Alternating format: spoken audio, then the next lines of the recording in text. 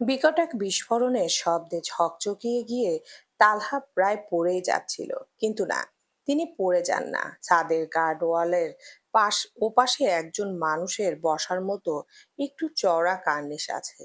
সেটার বদৌলতেই তালহা বেশ অনায়াসে সামলে নিয়ে সোজা হয়ে দাঁড়ান।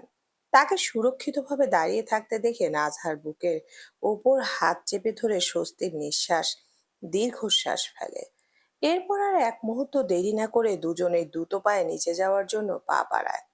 বিশাল এই তালুকদার বাড়ির সদস্য সংখ্যা নেহাতি কম নয়, তাই মূল ভবনের বাইরে ও বাগানের দিকে বা উঠোনের আনাচে কানাচে একচালা বেশ কিছু ছোট ছোট ঘর রয়েছে।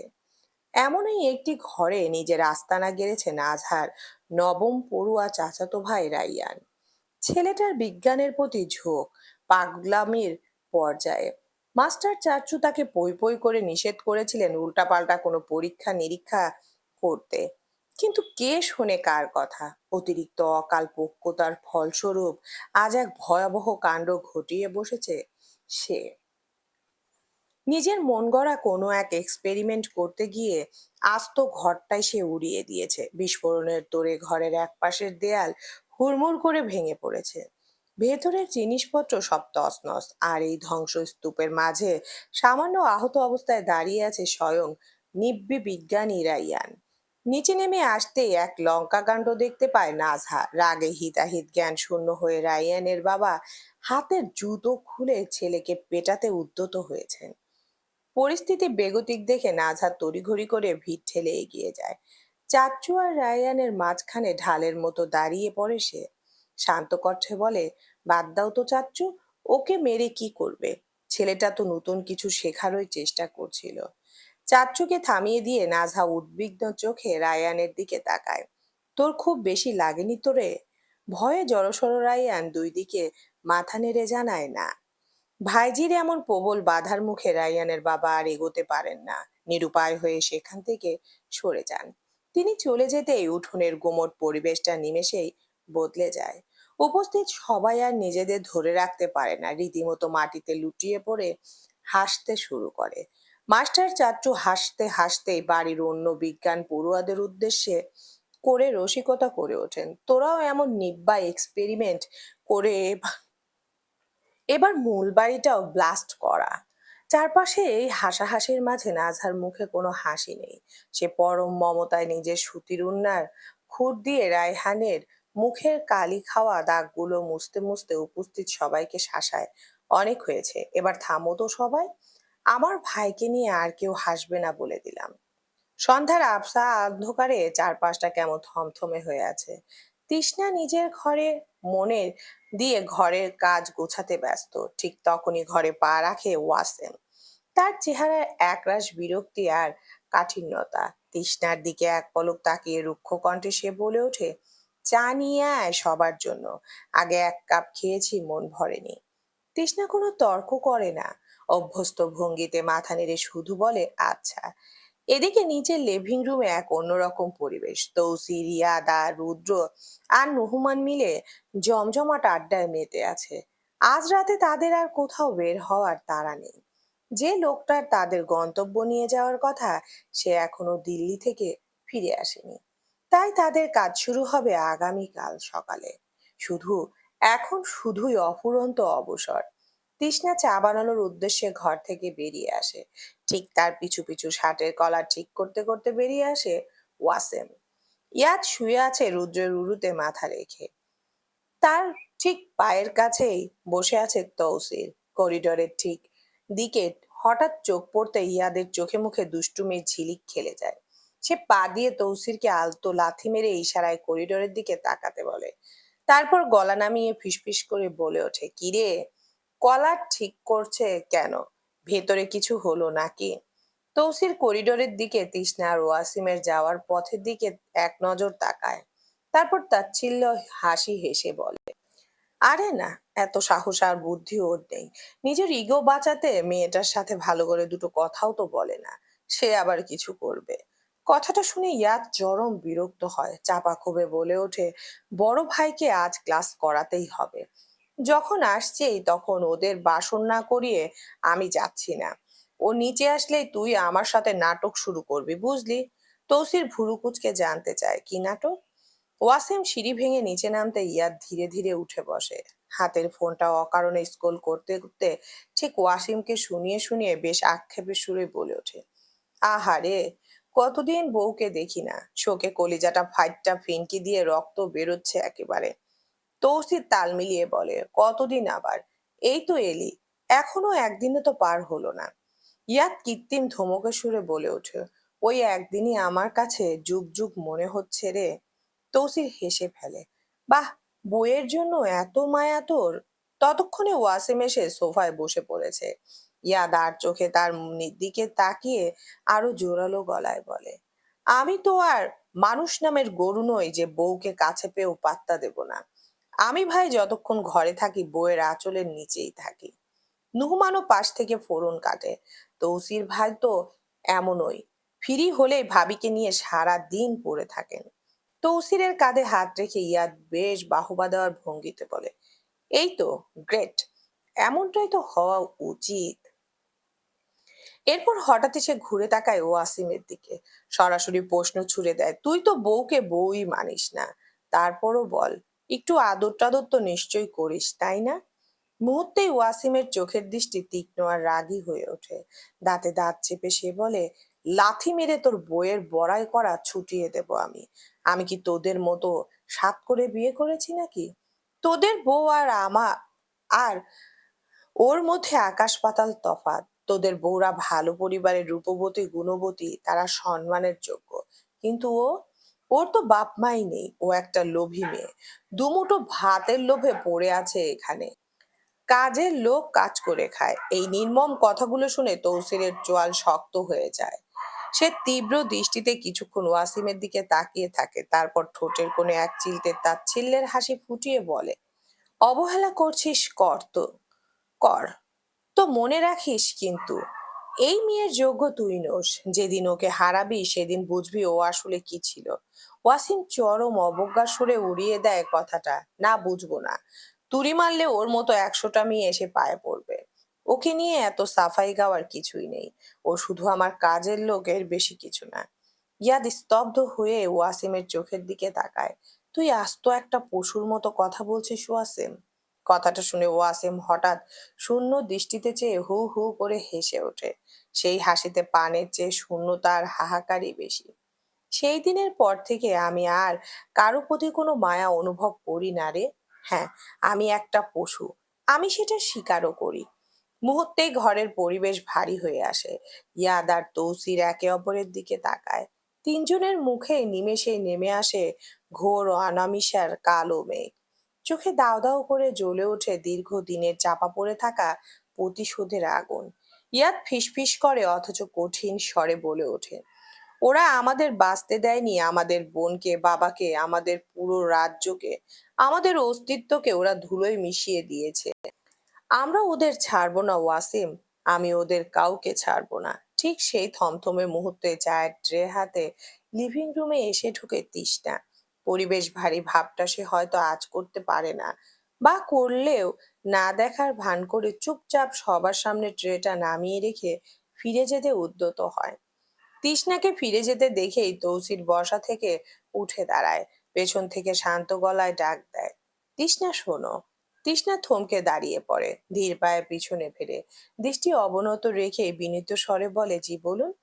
তৌসির ঠোঁটে স্নিগ্ধ একটি হাসি ফুটিয়ে বলে, আমাদের সবাইকে নিয়ে হয়তো তোমার মনে অনেক সংশয় কাজ করছে, তাই পরিচয়টা দিয়ে নি। আমি তৌসির, আর এ হলো ইয়াদ। ওই পাশে রুদ্র আর নুহমান, ওরা দুজন আমার ভাই। আর আমরা তিনজন, আমি, ওয়াসিম আর ইয়াদ, আমরা আপন ভাই। সেই সম্পর্কে আমরা তোমার দেবর হই। তোমাকে তুমি করেই বলছি, কারণ বয়সে তুমি আমার ছোটই হবে। আর তোমাকে আমি আমার ছোট বোনের নজরেই দেখি। তৌসিরের কথা শুনে তৃষ্ণা বাধ্য মেয়ের মতো মাথা ঝাঁকায়। ওর চোখে মুখে তখন এক চাপা নার্ভাসনেস। শান্ত গলায় বলে, জি, আমি বুঝতে পেরেছি ভাই। কথাটা বলে সে এক প্রকার উড়ন্ত পায়ে রান্নাঘরের দিকে ছুটে যায়, যেন এখানে এক মুহূর্ত বেশি দাঁড়ালেই অস্বস্তিতে দম বন্ধ হয়ে আসবে তার। ড্রয়িং রুমের সোফায় আয়েশ করে বসে ইয়াদ ধোয়া ওঠা চায়ের কাপে আলতো চুমুক দেয়। ঠোঁটের কোণে তার একটা দুষ্টু হাসির রেখা। ওয়াসিমের দিকে আর চোখে তাকিয়ে সে খোঁচা দিয়ে বলে ওঠে, ধুর বোন, কেন বললি? ভাবি বলবি ভাবি। আমার চাচাতো ভাইয়ের বউ বানাবো ওকে। বড় ভাই তো আর রাখতে চায় না। ইয়াদের এই রসিকতায় ওয়াসিমের চোয়াল শক্ত হয়ে আসে, বুকের ভেতরটায় রাগের আগুন দাউ দাউ করে জ্বলে ওঠে।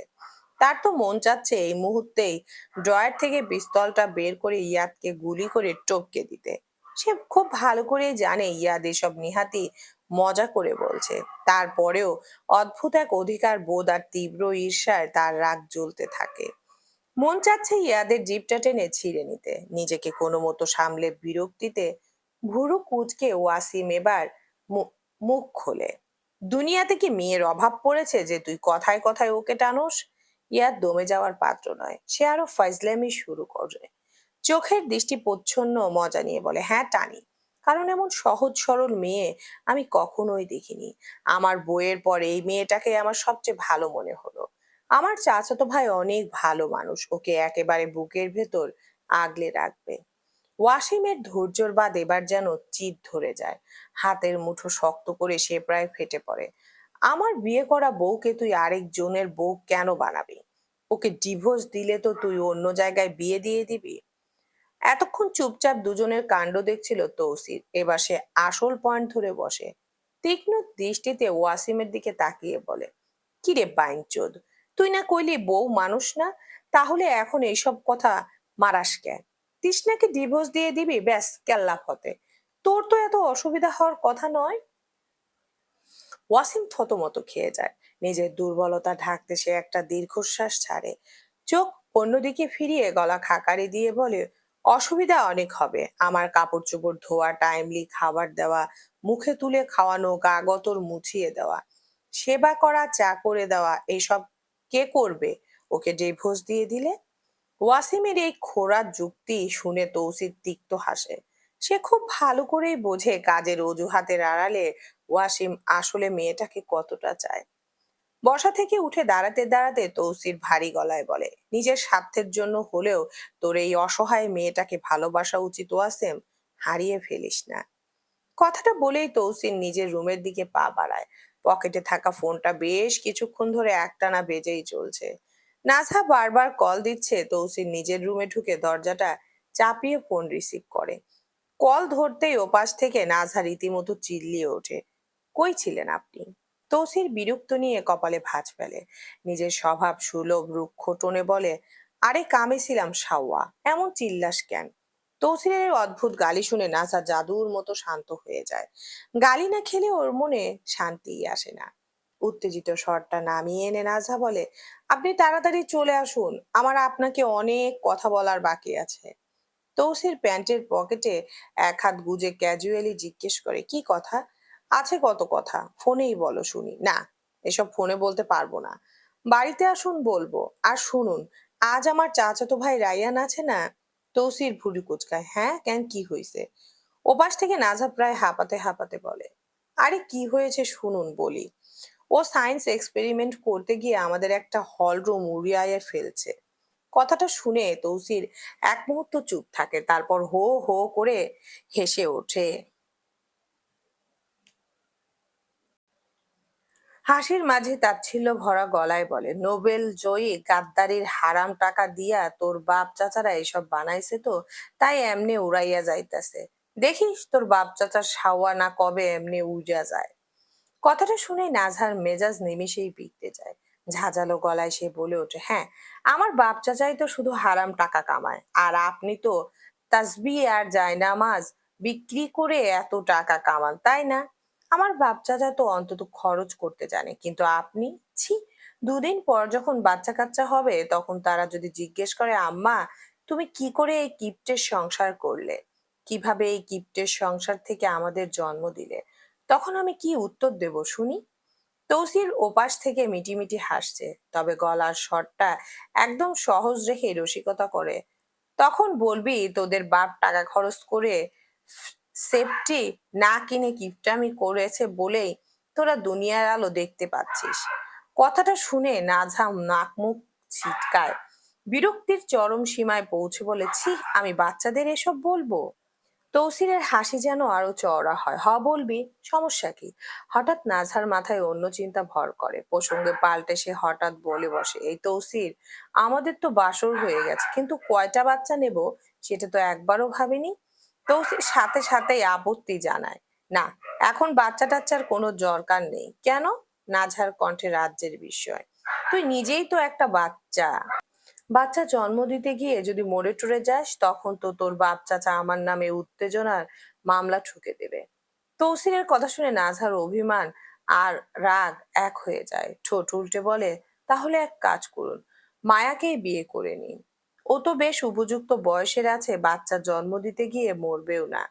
তৌসির ভুরু কুচকে বলে, তোর আর আমার এই ভালো কথার মাঝখানে ওই কালনাগিনী আবার আসে কোথা থেকে? নাছাও ছাড়ার পাত্রী নয়। আপনিই তো বললেন আমায় বাচ্চার মা করবেন না। তার মানে তো ঘুরিয়ে পেঁচিয়ে এটাই বোঝালেন যে আপনি আরেকটা বিয়ে করতে চান। আর কাকে করতে চান সেটা তো পরিষ্কার, অবশ্যই মায়াকে। তৌসির এবার একটু কড়া গলায় অথচ আদরের ধমক দিয়ে বলে, তুই খামোখা তেরা কথা চুদাইস না সিনাল। তোর দাদার মতো আমার কুয়া ভরা উত্তেজনা নেই যে আমি 100টা বিয়ে করতে যাব। দাদার কথায় নাঝা ফুঁসে ওঠে, খবরদার, আমার দাদাকে একদম টানবেন না বলে দিচ্ছি। কথা হচ্ছে আমার আর আপনার মাঝে। আমার টানতে ভালো লাগে তাই টানবো। আপনার কি আমার সাথে সারাক্ষণ ঝগড়া করার মুড থাকে? সবসময় শুধু ঝগড়া করেন। জান, আমি আর কোনো কথাই বলবো না আপনার সাথে। না বললে নাই, তুই বিয়ার কথা তুললি কেন? তুই দেখি বিশ্ব সিনাল হয়ে গেছিস, ওই হারামজাদের নাতিন।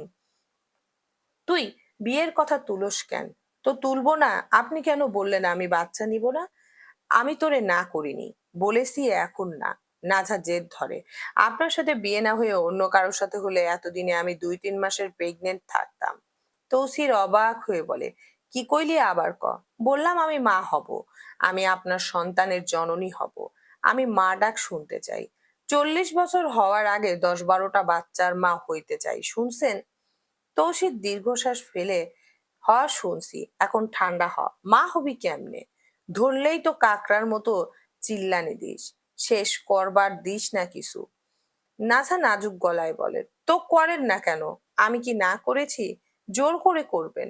ওই সময় আমি নিজের কষ্টের জন্য কাঁদি, আপনি বুঝিয়ে বলবেন। তৌসি একটু অস্থির হয়ে বলে, নাঝা, উত্তেজিত করিস না, এমনিতে অনেক কষ্টে সামলাচ্ছি নিজেকে। নাঝা দুষ্টুমি করে বলে, আমি কি করলাম? আমি তো শুধু মা হওয়ার কথা বললাম। আমি কি আপনার সাথে আগের রাতের বা পেটে দেওয়া কিসের কথা বলেছি? তুই ইচ্ছে কইরা আমায় এইসব কইতাছিস যাতে আমি মরে যাই। নাজা হেসে ফেলে, হ্যাঁ, বললেই বলতেছি। মেজাজ দেখানোর শাস্তি এটা। তৌসির হুমকি দেয়, হাতের কাছে যদি পায় তোরে তাহলে তেঁতুল ভর্তা করে খামো। যেদিন বাড়ি আসমু সেদিন তোর 200 ডিগ্রি জ্বর উঠবো। হ্যাঁ, অনেক দিতেন। যাকগে, চা খেয়েছেন? হ্যাঁ, খাইছি। তুই কি করুস? তালহার লগে গল্প করা শেষ? হ্যাঁ, অনেকক্ষণ গল্প করলাম। আপনি এবার উল্টাপাল্টা ভাববেন না। ছোটবেলা থেকে তালহা ভাইয়ের থেকে গল্প শুনি, ওনার কথা ভালো লাগে। না, কিছু মনে করতেছি না, তা কি গল্প করলি? নাজা হাসতে হাসতে বলে, আমি বলেছি যে তালহা ভাই, আমার তো জামাই তো মহা কিপটে, কিপটামের জাত ছাড়ানো। আমি আপনি আমাকে টিপস দিন, এই কিপটামি বন্ধ করব কি করে? তৌসির জানতে চায় তো তালহা কি কইলো। তালহা ভাই বলেছে দিনরাত 24 ঘন্টা যেন আপনারে মায়ের উপর রাখি। তৌসির হেসে ফেলে, তালহা এসব জীবনেও কইব না, তুই নিজেই বানাইয়া কইতাছস। বানিয়েই বলছি। দেশে আসুন শুধু, দেখবেন কি করি। আমি কি করলাম? আমায় মারবি কেন? নাছা উত্তেজিত হয়ে বলে, কিছু করেননি, এমনি মারবো। জানেন আমার বিগ ডিম কি? কি? মদ খেয়ে মাতাল হয়ে জামাই পিটাবো। আই মিন আপনাকে ইচ্ছে মতো কেলাবো। তৌসির বলে ওঠে, তাহলে আমিও তোমার সাওয়া দিমুনে কয়েকটা। নাছা আরো বলে, আরো শুনুন, আমি মদ খেয়ে মাতলামি করব আর আপনাকে মেরে মেরে বলবো নাচ শালা। তৌসির হাসতে হাসতে বলে, গুন্ডি হয়ে যাইতাছুস দেখি তুই। তৃষ্ণা নিস্তব্ধ হয়ে বেলকুনির রেলিং ঘেঁষে দাঁড়িয়ে আছে। পাশের ঘর থেকে ভেসে আসছে তৌসির আর নাজহার উচ্ছল আলাপের রেশ। যা তার কানে বিচ্ছে বিষণ্ণতার সুর হয়ে। আকাশের দূর নীলিমায় মেঘের আনাগোনা, সেদিকে শূন্য দৃষ্টিতে তাকিয়ে তৃষ্ণা ভাবে মানুষ তার স্ত্রীকে কতই না নিবিড়ভাবে ভালোবাসে, অথচ তার এই পোড়া কপালে হয়তো এমন উষ্ণতা কোনোদিনই লেখা নেই। একটু আগেই ওয়াসিম আর তৌসিরের বলা প্রতিটি শব্দ সে শুনেছে। ওয়াসিমের কাছে সে কোনো স্ত্রী নয়, শুধু একজন অবনৈত কাজের মানুষ। সত্যিই তো, সে তো এই সংসারের একজন দাসী। তৃষ্ণার ছলো ছলো চোখের কোণে বেয়ে অঝরে গড়িয়ে পড়ছে তপ্ত অশ্রু। এই অবহেলা আর বিষাদময় জীবনের সমাপ্তি কোথায়? কবে মুক্তি মিলবে এই দম বন্ধ করা খাঁচা থেকে? ঠিক তখনই নিঃশব্দে পদক্ষেপে তৃষ্ণার ঠিক পেছনে এসে দাঁড়ায় ওয়াসিম। বাতাসে ভেসে আসা পরিচিত সুবাসার একটা ভারী উপস্থিতি তৃষ্ণা চমকে ওঠে। তাড়াহুড়ো করে অত্যন্ত সাবধানে সে গালের উপর লেপ্টে থাকা চোখের পানি মুছে নেয়। তারপর মাথা নিচু করে নিজের ঘরের উদ্দেশ্যে পা বাড়ায় সে। ওয়াসিমকে পাশ কাটিয়ে সর্তপনে চলে যাওয়ার সময় হঠাৎ ওয়াসিম বলিষ্ঠ বলিষ্ঠ আলতো হাতে তৃষ্ণার ওড়নার প্রান্ত টেনে ধরে। তৃষ্ণা থমকে দাঁড়ায় জায়গায়, বুকের ভেতরটা অজানা আতঙ্কে ধক করে ওঠে। তারপর ধীরে ধীরে পেছন ফিরে অত্যন্ত জড়তা আর কাঁপা কাঁপা কণ্ঠে জিজ্ঞেস করে, আপনার কি কিছু প্রয়োজন?" ওয়াসিম স্তব্ধ হয়ে কিছুক্ষণ দাঁড়িয়ে থাকে। ওর চোখের দৃষ্টি আজ বড্ড অচেনা। তারপর হঠাৎ করে এক ঝটকায় তৃষ্ণার একেবারে সামনে এসে দাঁড়ায় সে। দুজনের মাঝের দূরত্বটুকু নিমেষেই শূন্য হয়ে যায়। তৃষ্ণা ভয়ে দু কদম পিছিয়ে যেতে চায়, কিন্তু ওয়াসিম তাকে সেই সুযোগটুকু দেয় না। সে তার শক্ত দুই হাতে তৃষ্ণার সিপসিপে কোমর জড়িয়ে ধরে আরো নিজের কাছে টেনে নেয়। সরাসরি তার ছলছল চোখের দিকে তাকিয়ে ভারী গলায় প্রশ্ন করে, "চোখের কোণে পানি কেন?" কথাটা শুনে তৃষ্ণা আমতা আমতা করে, ঢোক গিলে মিত্রার আশ্রয় নেয়। "এমনি মায়ের কথা খুব মনে পড়ছিল, তাই হয়তো পানি চলে এসেছে। আপনার কি কিছু প্রয়োজন? আমাকে এভাবে আটকালেন যে?" ওয়াসিমের কণ্ঠে এক অদ্ভুত ঘোর। "কেন, এমনি কি আটকাতে পারি না? আপনি তো এমনি আমার সাথে কথা বলেন না, তাই তাই জিজ্ঞেস করছি।" তৃষ্ণা তৃষ্ণা অত্যন্ত আতঙ্কিত স্বরে কথাগুলো বলে দ্রুত মাথা নিচু করে নেয়। ওয়াসিমের এই রূপ তার কাছে বড্ড অচেনা, বড্ড ভয়ের। ওয়াসিম তৃষ্ণার কোনো যুক্তির ধার ধারে না। তপ্ত নিঃশ্বাস এখনো তৃষ্ণার গালে আশ্রে পড়ছে। তৃষ্ণার কাঁপতে থাকা গোলাপি ঠোঁটের দিকে তাকিয়ে ওয়াসিম যেন নিজের উপর নিয়ন্ত্রণ হারিয়ে ফেলে। এক অসহ্য তৃষ্ণার গভীর মোহে সে ধীরে ধীরে নিজের ঠোঁট নামিয়ে আনে। কোনো বাক্য ব্যয় না করেই সে তৃষ্ণার ওষ্ঠদ্বয় নিজের ঠোঁটের বন্ধনীতে আবদ্ধ করে নেয়। তীব্র এক আড়ষ্টতা আর ভালো লাগার আতঙ্কে তৃষ্ণার সারা শরীর অবশ হয়ে আসে। সে বুঝতে পারে না এই মানুষটা কেন আজ এমন উন্মাদের মতো আচরণ করছে। তৃষ্ণা তার ক্ষুদ্র হাত দুটো দিয়ে ইয়াসুমের পাথরের মতো শক্ত বুকে ধাক্কা দেয়, নিজেকে ছাড়িয়ে নেওয়ার চেষ্টা করে, কিন্তু ওয়াসিমের আলিঙ্গন আজ বজ্রের মতো কঠিন। সে এক হাতে তৃষ্ণার চুলের গোছা মুচড়ে ধরে আরো নিবিড় ভাবে, আরো তৃষ্ণাত্ম ভঙ্গিতে তাকে চুম্বন করতে থাকে। তৃষ্ণা অনুভব করে তার সমস্ত প্রতিবাদ এই আদিমতার কাছে নতি স্বীকার করছে। অবশেষে সমস্ত প্রাণ শক্তি এক করে তৃষ্ণা তাকে ধাক্কা দিয়ে পিছিয়ে দেয়। তার বুক উঠানামা করছে, অবাধ্য অশ্রুরা এখন বাঁধ ভাঙা। ডুকরে কেঁদে উঠে সে বলে, "কেন করছেন এমন? আপনার চোখে তো আমি কেবলই কাজের লোক। একজন সামান্য দাসীর সাথে এমন আচরণ কি আপনার মতো মনিবের শোভা পায়?" সামনের পর্বে তৃষ্ণার জবাব থাকবে কড়া কড়া, "আমি অসুস্থ, তাই খুব একটা লেখা হলো না, আপনারা একটু রেসপন্স করলে 2 দিনের ভেতর দিয়ে দেব। চলবে?"